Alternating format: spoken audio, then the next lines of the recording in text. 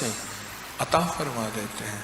کہا میں نے ہر وظیفہ، ہر تسبیح اور سارا دن درود سینکڑوں ہزاروں پڑھتا رہا، میں لاکھوں درود پڑھا، ان ہستیوں کو ہدیہ کرتا رہا کرتا رہا کرتا رہا کرتا رہا۔ کہا ایک دفعہ میں اسٹیشن پہ کہیں جا رہا تھا، میرے جی میں آیا کہ اسٹیشن کی مسجد میں نماز پڑھ لو، نماز کا وقت ہے۔ میں نماز پڑھنے گیا، نماز پڑھنے کے بعد آیا تو ایک بابا جی تھے، تو بابا جی نے مجھے کہا بیٹا ابھی گاڑی آنے والی ہے ٹرین، تو میرا سامان بھی اٹھا کے اس میں رکھ دو، مجھے بھی ساتھ جاؤ۔ میں نے کہا بابا جی آپ نے کہاں جانا ہے؟ کہا جہاں میں نے جانا تھا انہوں نے کہا۔ میں نے کہا میں بھی وہیں جا رہا۔ کہا ان کا سامان اٹھایا، بہت وزنی سامان تھا، یہ اٹھا ایسے جیسے پتھر تھے اندر۔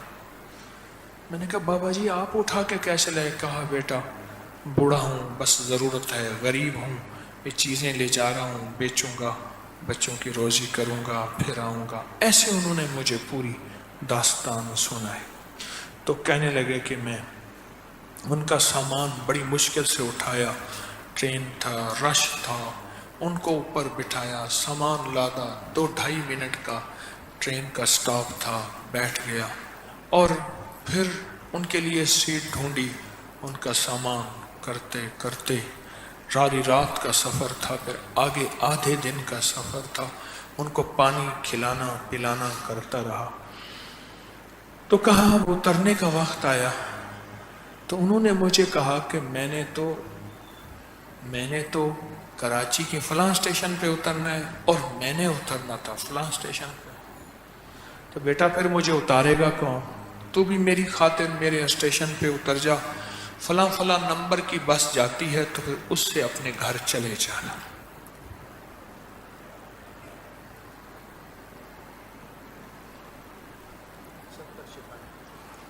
اپنے گھر چلے جانا۔ میں نے کہا ٹھیک ہے۔ میں اتر گیا اور کہا کہ اترنے کے بعد نا بابا جی نے مجھے پکڑا، بابا جی مجھے پکڑا اور پکڑ کے کہنے لگا جن ہستیوں سے دوستی کا تو نے عزم کیا ہے، جن ہستیوں سے دوستی کا تو نے ارادہ کیا ہے، میں بھی انہی میں سے ایک ہوں۔ اور بیٹا تو کامیاب ہو جائے گا۔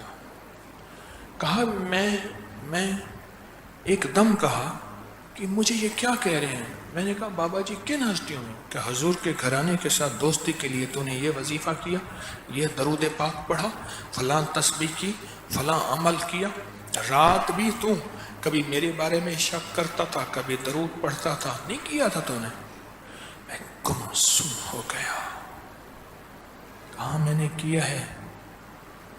تو کہا منزل پہ پہنچ جائے گا، میں تیرے لیے آزمائش بن کے آیا تھا، ہر خیر کے لیے کچھ آزمائش ہوتی ہے، جو اس آزمائش میں کامیاب نکلتا ہے وہی کامیاب ہوتا ہے۔ میں تیرے لیے آزمائش بن کے آیا تھا بیٹا، اونچا بننے کے لیے آزمائش میں کامیاب ہونا ضروری ہے۔ ہر عشق امتحان لیتا ہے، ہر عشق امتحان لیتا ہے، ہر عشق امتحان لیتا ہے۔ کبھی مرشد کے بارے میں بدگمانی آئے گی، کبھی شک آئے گا، کبھی وسوسے، کبھی دوسرا ڈالے گا۔ قرآن کہتا ہے 2 چیزوں سے شک، وساوس اور بدگمانی آئے گی، من الجنت والناس، کبھی وسوسے اندر سے، کبھی لوگوں سے۔ کہا تو کامیاب ہے۔ کہا مجھے ایسے ہاتھ ملایا اور میں ہاتھ ملا میں ایسے گم ہو گیا، ایسے اونگ آئی، پھر دیکھا نہ بابا جی تھے نہ گٹھڑیاں تھی، کچھ بھی نہیں۔